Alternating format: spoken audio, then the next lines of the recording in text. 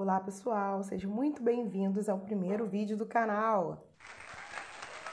Finalmente consegui postar o meu primeiro vídeo, nem tô acreditando. Gente, tô muito feliz, tô numa pegada nova na minha vida.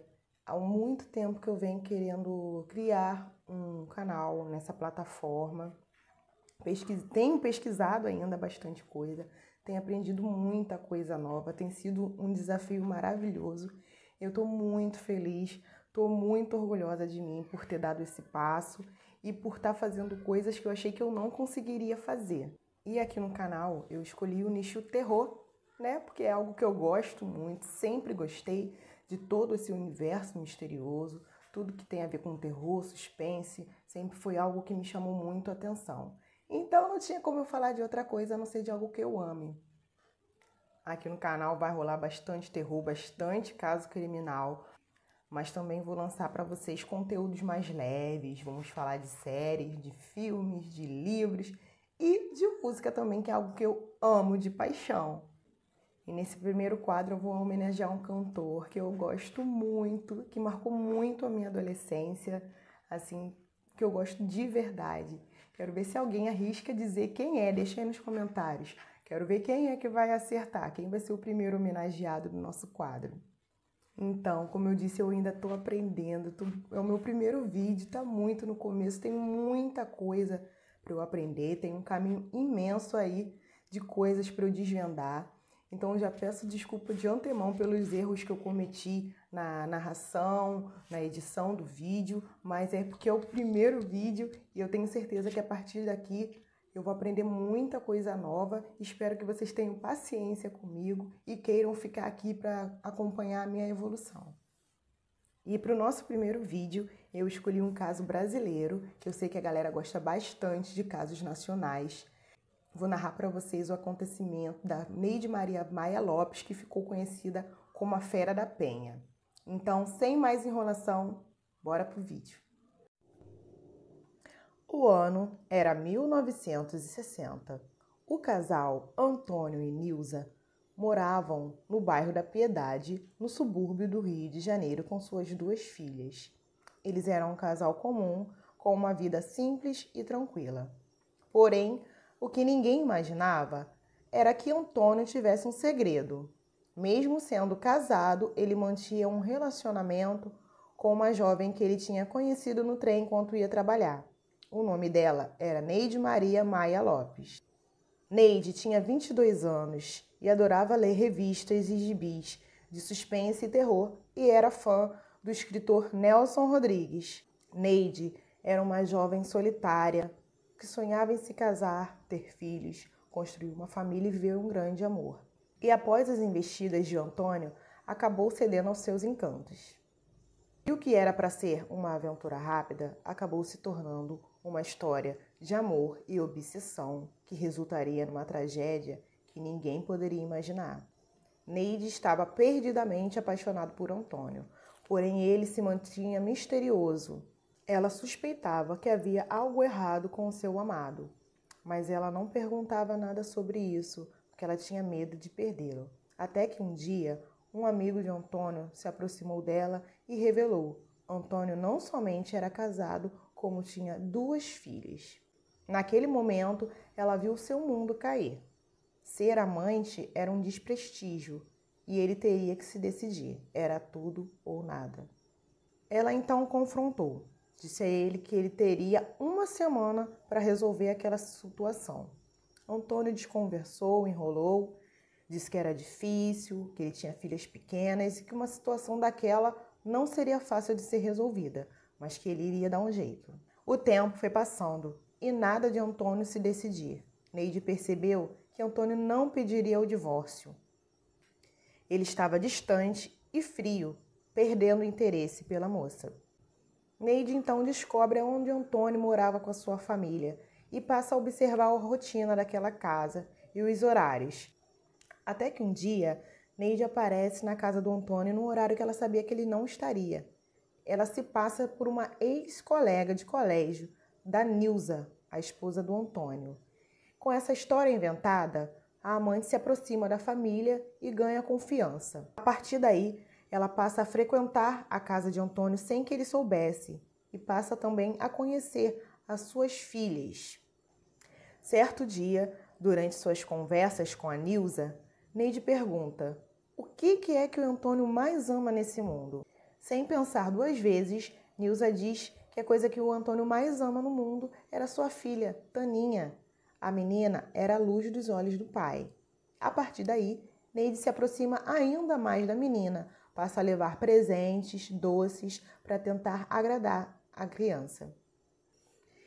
Em um dos seus encontros amorosos com Antônio, Neide pergunta: Antônio, você realmente ama a Nilza?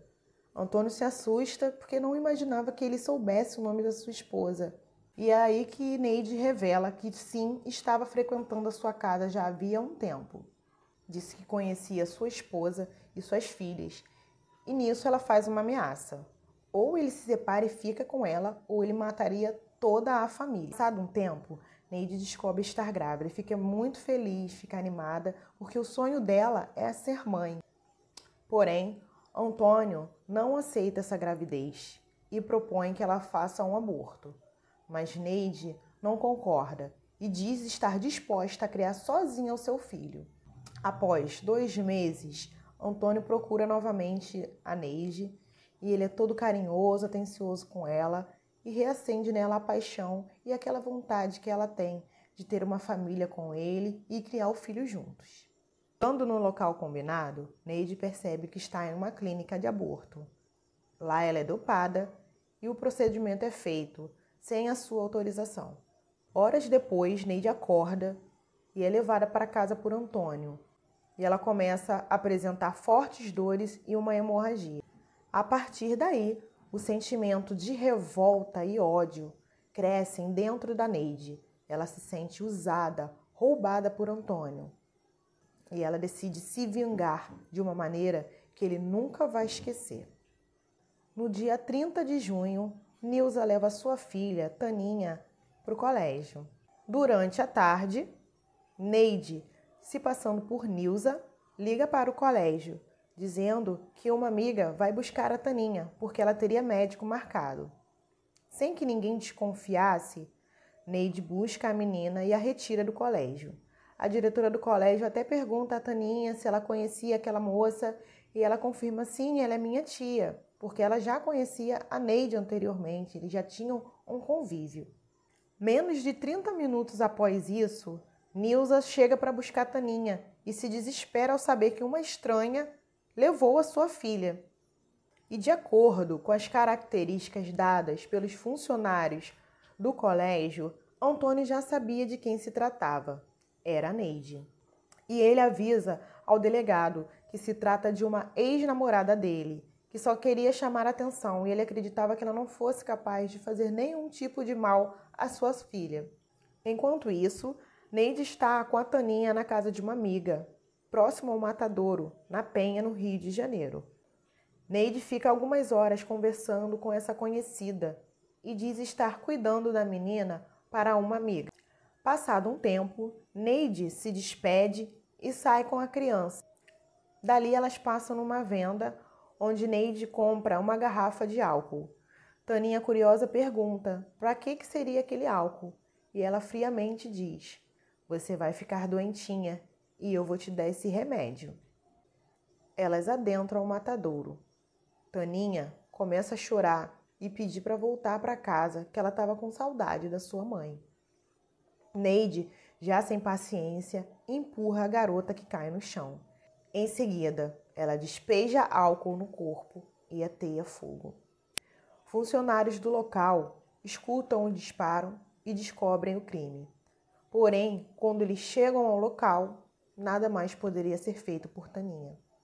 Neide vai para casa e às 22h30 é surpreendida pela polícia. Ela tem a sua bolsa revistada e lá é encontrado a arma do crime. Os policiais a levam ao local do crime e lá ela permanece todo um instante com os olhos fechados e pedem que a retirem daquele local imediatamente. Porém, mesmo após 12 horas de interrogatório, Neide permanece negando qualquer participação no crime. O jornalista Saulo Gomes, com autorização para fazer a entrevista, questionou a jovem por que ela havia feito aquilo. E aí ela confessa: "Por que você está me perguntando isso? Quer saber? Só não matei a família toda porque não deu tempo." Essa revelação gera grande revolta. A partir daí, Neide ficou conhecida como a Fera da Penha. Neide foi condenada a 33 anos de prisão, porém cumpriu apenas 15. Na cadeia, ela vivia com uma boneca que ela tratava como filha. Antônio e Nilza permaneceram casados, tiveram mais 3 filhos. A família cresceu ainda mais, com mais 6 netos e 2 bisnetos. O matadouro virou uma praça, onde tem uma placa que lembra da tragédia. Até hoje, o túmulo de Taninha, que fica localizado no cemitério de Inhaúma, recebe muitos presentes e homenagens de pessoas que acreditam que a menina virou uma santa. O Lobo Atrás da Porta é um filme brasileiro que narra muito bem essa história.